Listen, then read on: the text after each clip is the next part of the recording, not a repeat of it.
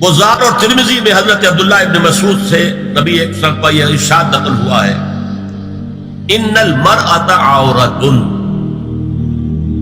عورت چھپا کر رکھنے کی چیز ہے۔ ان المرأۃ عورۃ فاذا خرجت، جب وہ گھر سے نکلتی ہے، استشرفها شیطان، اب شیطان جو ہے اس کو تاک میں رکھتا ہے۔ واقرب ما تکون بروحۃ ربها وهي في قعر بیتها، وہ اپنے رب کی رحمت سے قریب ترین ہوتی ہے جبکہ اپنے گھر کے بھی کسی اندرونی حصے۔ اسی لیے فرمایا مردوں کے لیے مسجد میں نماز افضل 28 گنا، اور عورت کے لیے گھر کی نماز مسجد سے افضل، گھر کے صحن کی مسجد سے افضل، دالان کی صحن سے افضل، کمرے میں اس سے افضل، اور کمرے کی کوئی بغلی کوٹھڑی ہے تو اس میں سب سے افضل۔ یہ احادیث نبی صلی اللہ علیہ وسلم۔ عبداللہ ابن احمد ابن حنبل نے زوائد الزہد میں اور ابن ابی شیبہ نے ابن سعد نے اپنی کتابوں میں مسروق کی روایت نقل کی ہے کہ حضرت عائشہ جب تلاوت قرآن کرتے ہوئے اس آیت پر پہنچتی تھی وَقَرْنَ فِي بُيُوتِكُنَّ، تو بے اختیار رو پڑتی تھی۔ قرآن کہتا ہے اپنے گھروں میں رہو۔ حضرت عائشہ نے شہادت عثمان کے بعد باہر نکل کر لشکر کی قیادت کی، پھر ساری عمر افسوس تھا کہ میں نے غلط کیا۔ حافظ ابو بکر بزار حضرت انس سے روایت کرتے ہیں کہ عورتوں نے حضور سے عرض کیا کہ ساری فضیلت تو مرد لوٹ کے لے گئے، وہ جہاد کرتے ہیں، خدا کی راہ میں بڑے بڑے کام کرتے ہیں، ہم کیا عمل کریں کہ ہمیں بھی مجاہدین کے برابر اجر مل سکے؟ جواب میں آپ نے فرمایا من قعدت منکن فی بیتہا فإنہا تدرک عمل المجاہدین، تم میں سے جو شخص اپنے گھر میں بیٹھی رہے گی وہ مجاہدین کا اجر حاصل کرے۔ یہ ایک ہوا کا رخ ہے، بتایا جا رہا ہے، یہ نظام ہے جس کو اس شکل میں دیا جا رہا ہے۔ اب آئیے سورہ نور کی طرف۔ یا ایھا الذین آمنوا لا تدخلوا بیوتا غیر بیوتکم حتی تستأنسوا وتسلموا علی اہلها ذالکم خیر لکم لعلکم تذکرون۔ اہل ایمان مت ہرگز مت داخل ہو اپنے گھروں کے علاوہ کسی اور گھر میں جب تک کہ تم ان کے ساتھ مانوس نہ ہو جاؤ، اذن نہ لے لو، ان پر سلام نہ کرو، یہی تمہارے لیے خیر بہتر ہے۔ اس کے بعد تفصیل آئی ہے، اس میں میں اس وقت نہیں جا رہا۔ اور جو لوگ اس پر عمل نہیں کرتے ان کے بارے میں قرآن مجید کیا کچھ حضور کیا کچھ فرما رہے ہیں یہ آپ سن لیجیے، بہت سخت احکام۔ عن ابی ہریرہ رضی اللہ عنہ ان رسول اللہ صلی اللہ علیہ وسلم قال لو ان امرأ اطلع عليك بغیر اذن فخذفته بحشاة ففقعت عینه ما كان عليك من جناح، متفق علیہ، بخاری اور مسلم دونوں کی ہے۔ اگر کوئی شخص تمہارے گھر میں بغیر اجازت کے داخل ہو جائے اور تم اس کی سزا کے طور پر اس پر کنکریاں پھینکو اور اس کی آنکھ پھوٹ جائے کنکری سے تو تم پر کوئی گناہ نہیں۔ بغیر اجازت کے گھر میں آ گیا ہے، بغیر اذن کے، بغیر استئذان کے کنکریاں مارو اور کنکری سے آنکھ پھوٹ جائے، فما كان عليك من جناح، کوئی حرج نہیں۔ اب آ رہی ہے اصل آیت، قل للمؤمنین یغضوا من ابصارهم ویحفظوا فروجهم ذلک ازکی لهم ان اللہ خبیر ما یصنعون، وقل للمؤمنات یغضضن من ابصارهن ویحفظن فروجهن ولا یبدین زینتهن الا ما ظهر منها وَلْيَضْرِبْنَ بِخُمُرِهِنَّ عَلَى جُيُوبِهِنَّ وَلَا يُبْدِينَ زِينَتَهُنَّ إِلَّا لِبُعُولَتِهِنَّ أَوْ آبَائِهِنَّ أَوْ آبَاءِ بُعُولَتِهِنَّ أَوْ أَبْنَائِهِنَّ أَوْ أَبْنَاءِ بُعُولَتِهِنَّ أَوْ إِخْوَانِهِنَّ أَوْ بَنِي إِخْوَانِهِنَّ أَوْ بَنِي أَخَوَاتِهِنَّ أَوْ نِسَائِهِنَّ أَوْ مَا مَلَكَتْ أَيْمَانُهُنَّ أَوِ التَّابِعِينَ غَيْرِ أُولِي الْإِرْبَةِ مِنَ الرِّجَالِ أَوِ الطَّفْلِ الَّذِينَ لَا يَظْهَرُوا عَلَى عَوْرَاتِ النِّسَاءِ وَلَا يَضْرِبْنَ بِأَرْجُلِهِنَّ لِيُعْلَمَ مَا يُخْفِينَ مِنْ زِينَتِهِنَّ وَتُوبُوا إِلَى اللَّهِ جَمِيعًا أَيُّهَا الْمُؤْمِنُونَ لَعَلَّكُمْ تُفْلِحُونَ۔ یہ لمبی آیت ہے۔ اہل ایمان، اے نبی کہہ دیجئے اہل ایمان مردوں سے اپنی نگاہیں نیچی رکھا کریں، اور اپنی شبگاہوں کی حفاظت کریں، یہی ان کے لیے زیادہ پاکیزہ عمل ہے۔ ان اللہ خبیر بما یصنعون، اور جو کچھ وہ کر رہے ہیں اللہ اس سے واقف ہے۔ وَقُلْ لِلْمُؤْمِنَاتِ يَغْضُضْنَ مِنْ أَبْصَارِهِنَّ، اور مومن عورتوں سے بھی کہہ دیجئے کہ وہ اپنی نگاہیں جو ہے نیچی رکھا کریں، وَيَحْفَظْنَ فُرُوجَهُنَّ، اپنی شرمگاہوں کی حفاظت کریں، وَلَا يُبْدِينَ زِينَتَهُنَّ إِلَّا مَا ظَهَرَ مِنْهَا، اور اپنی زینت کو ظاہر نہ کیا کرے سوائے اس کے کہ جو بالکل ظاہر ہو جائے۔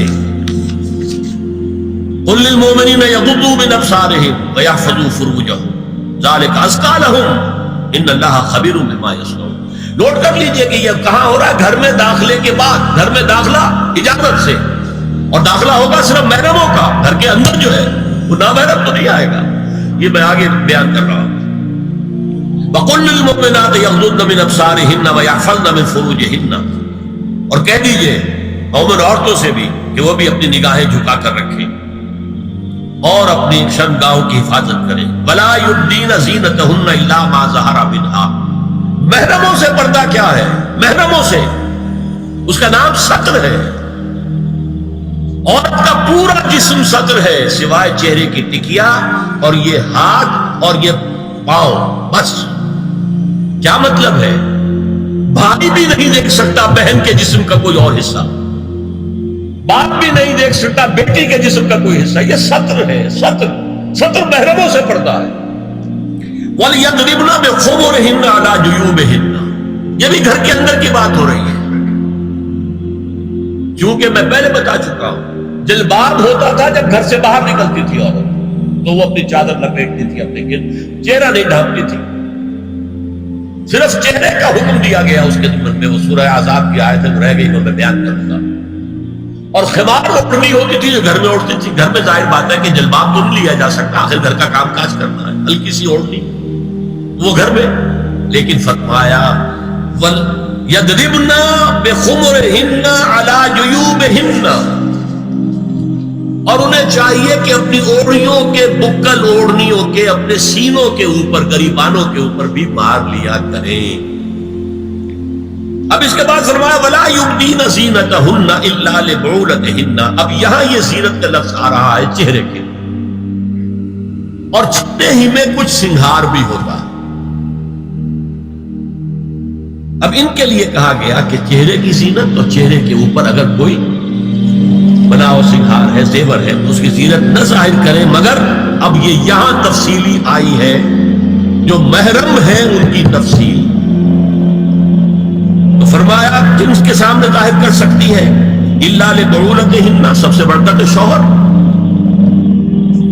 اور آبائہن، اور یہ آپ نے باپ، اچھا باپوں میں نوٹ کی نہیں، باپ حقیقی ہو، اخیافی ہو، اللہتی ہو یا رضاعی ہو، یہ چاروں قسم کے باپ اس میں شامل ہیں۔ جس عورت نے دودھ پلایا تھا اس کا شوہر بھی باپ بنتا،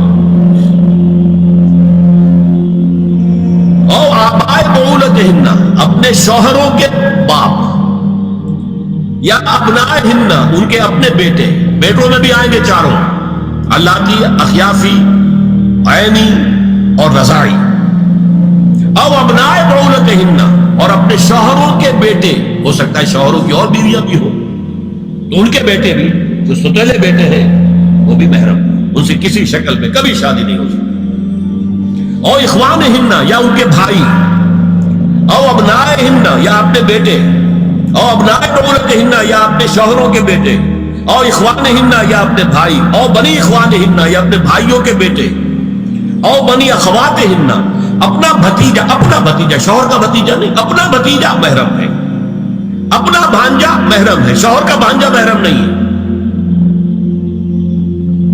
او نسائہن، یا ان کی عورتیں، اپنی عورتیں، جان پہچان کی عورتیں،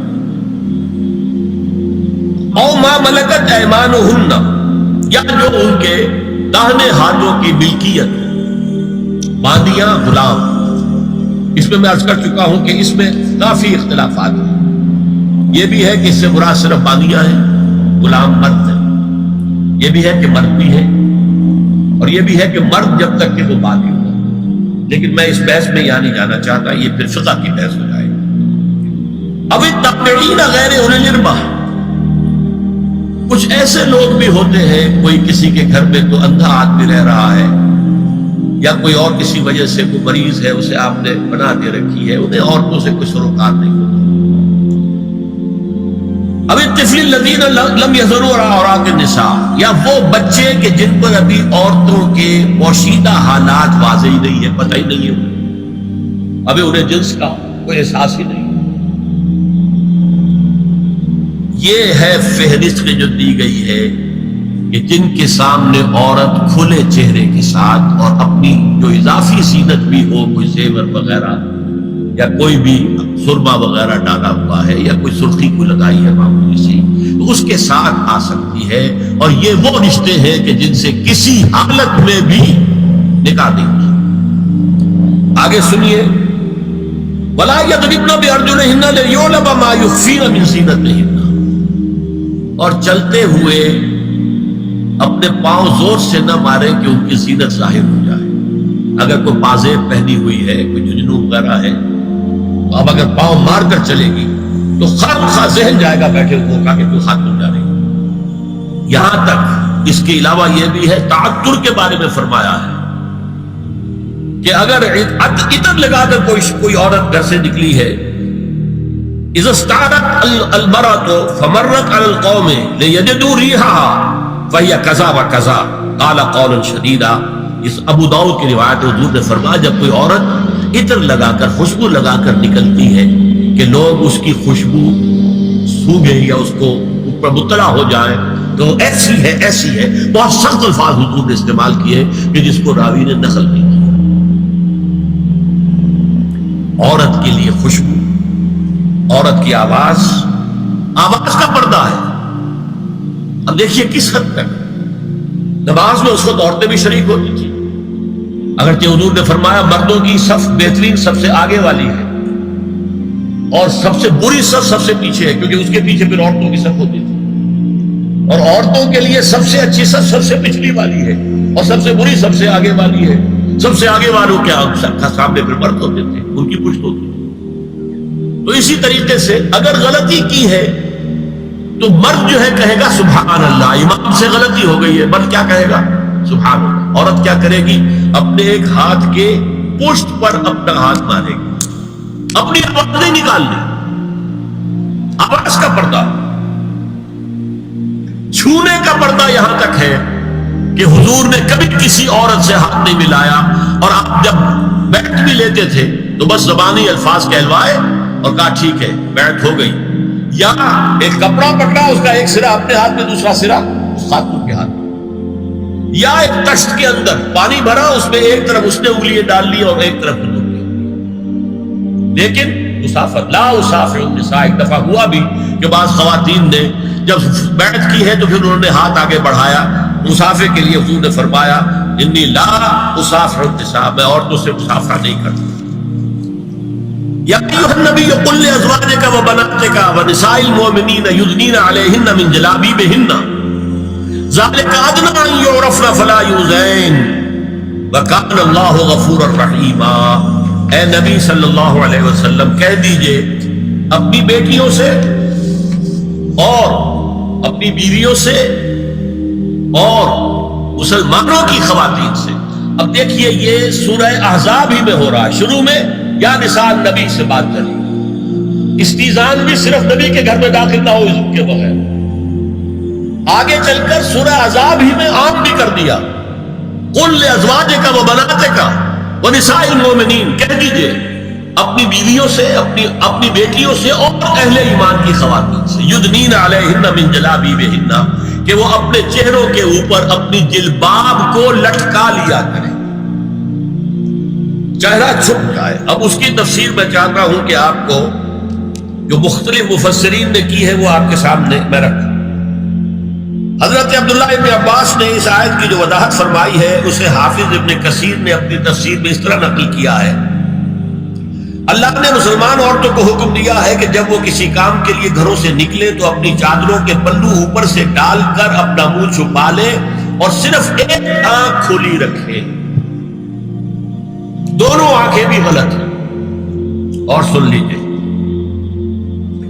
ابن جریر اور ابن منذر کی روایت ہے کہ محمد بن سیرین یہ تابعی ہیں نے حضرت عبیدہ السلمانی یہ صحابی ہیں سے اس آیت کا مطلب پوچھا. انہوں نے جواب میں کچھ کہنے کی بجائے اپنی چادر کو اس طرح اوڑھا کہ پورا سر اور پیشانی اور پورا منہ ڈھانک کر صرف ایک آنکھ کھولی رکھی. اور سنیے ابو بکر بن عبداللہ ابن عربی نے یدنین علیہن من جلابیبہن کا مفہوم ان الفاظ میں بیان کیا ہے تغطى به وجهها حتى لا يظهر منها الا عينها اليسرى. عورت اپنی چادر کو پورے وجود پر ڈھانپ لے اور اس طرح چہرے کو بھی ڈھانپے کہ صرف بائیں آنکھ کھلی رہے. علامہ حمید الدین فراہی کو نظم قرآن کے فہم میں خصوصی مقام حاصل تھا. انہوں نے حجاب کے بارے میں اپنے ایک مکتوب میں ہاتھ اور چہرہ کھلا رکھنے کو جائز قرار دینے کے موقف کے بارے میں لکھا ہے کہ میری رائے میں نظم قرآن پر توجہ نہ کرنے سے یہ غلط فہمی پیدا ہوئی ہے. وہی بات کہ سورہ احزاب میں گھر سے باہر کا پردہ ہے اور سورہ نور میں گھر کے اندر کا پردہ ہے. بہرحال الحق احق بان یتبع، حق جو ہے وہ اس کا زیادہ حقدار ہے کہ اس کی پیروی کی جائے. میں اس مسئلے پر مطمئن ہوں اور میرے نزدیک اجنبی سے پورا پردہ کرنا واجب ہے اور قرآن نے یہی حجاب واجب کیا ہے جو شرفاء میں مروج ہے بلکہ اس سے بھی قدر زائد. مولانا فراہی کا یہ مکتوب ماہنامہ حیات نو بلیریا گنج انڈیا کے اکتوبر سن 92 کے شمارے میں شائع ہوا. یہ ہے علماء کی رائے. حضرت ام سلمہ اور حضرت میمونہ نبی صلی اللہ علیہ وسلم کے پاس بیٹھی تھی. اتنے میں حضرت ابن ام مکتوم آ گئے.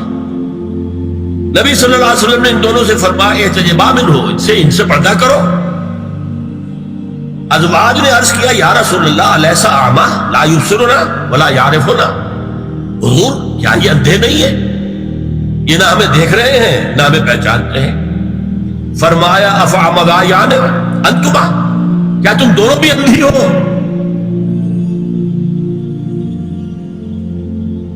اللہ تم سنا نہیں، کیا تم نہیں دیکھ رہی ان کو؟ حضرت ام سلمہ تصریح کرتی ہیں ذالک بعد ان امر بالحجاب، یہ جب حجاب کا حکم آ گیا تھا تب حضور نے پھر یہ حکم دیا. اس کی وجہ کیا تھی؟ حضرت عبداللہ ابن مکتوم کا گھر میں آنا جانا تھا. تو اگرچہ اندھے ہیں لیکن یہ کہ یہ بار بار کا آنا جانا اس سے فتنے کا ایک دروازہ کھل سکتا. اس دروازے کو بند کر دیا گیا. حضرت عائشہ کے پاس ایک نابینا آیا تو انہوں نے اس سے پردہ کیا. کہا گیا کہ آپ اس سے پردہ کیوں کرتی ہیں، یہ تو آپ کو نہیں دیکھ سکتا. جواب میں حضرت ام المومنین نے فرمایا لاکنی انظر الیہ، میں تو اسے دیکھ رہی ہوں نا. اور مرد کو دیکھے. البتہ یہ کہ عام حالات میں آپ بازار میں چل رہے ہیں، عورت جا رہی ہے، کوئی شوق باہر نکلنا پڑا ہے، تو اس حالت میں اگر وہ مرد کو دیکھتی ہے تو اس میں در حقیقت وہ فتنہ نہیں ہے کہ جو گھر میں آنے جانے والے لوگ. اب ایک آخری مسئلہ ہے. 2 حدیثیں ایسی ہیں جو میری گفتگو کے خلاف جاتی ہیں اور میں دیانت کا تقاضا سمجھتا ہوں کہ وہ بھی آپ کے سامنے بیان کروں. حضور کے بارے میں یہ معلوم ہے کہ 2 خواتین جو ویسے نامحرم تھیں وہ ان کے سامنے آتی رہی اور آپ ان سے ملتے رہے. ایک آپ کی سالی حضرت اسماء حضرت عائشہ کی بہن رضی اللہ تعالی عنہ، اور ایک آپ کی چچا زاد بہن حضرت علی کی بڑی ہمشیرہ حضرت ام ہانی. یہ میں حدیث آپ کو سنا رہا ہوں. بکثرت احادیث سے ثابت ہے کہ حضرت اسماء بنت ابی بکر آپ کے سامنے ہوتی تھی اور آخر وقت تک آپ کے اور ان کے درمیان چہرے اور ہاتھوں کی حد تک کوئی پردہ نہ تھا. حجۃ الوداع نبی صلی اللہ علیہ وسلم کی وفات سے صرف چند مہینے پہلے کا واقعہ ہے اور اس وقت تک بھی یہی حالت قائم رہی. یہ ابو داؤد کتاب الحج. دوسری روایت حضرت ام ہانی رضی اللہ تعالی عنہا جو ابو طالب کی صاحبزادی اور نبی صلی اللہ علیہ وسلم کی چچاداد بہن تھی، آخری وقت تک حضور کے سامنے ہوتی رہی اور کم از کم منہ اور چہرے کا پردہ انہوں نے آپ سے کبھی نہیں کیا. فتح مکہ کے موقع کا ایک واقعہ وہ خود بیان کرتی ہے جس سے اس کا ثبوت ملتا ہے. یہ ابو داؤد کی روایت ہے. یہ روایتیں ہیں، میں انہیں تسلیم کرتا ہوں. اور میں نے اب تو جو کچھ بیان کیا ہے اس سے یہ ایک بالکل برعکس بات سامنے لا رہی ہے۔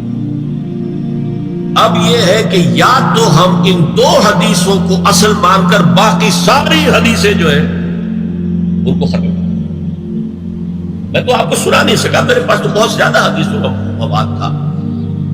چہرے کے پردے کے لیے حدیثیں، استیزان کے لیے کتنی حدیثیں ہیں، چہرے کے پردے کے بارے میں بہت زیادہ حدیثیں ہیں۔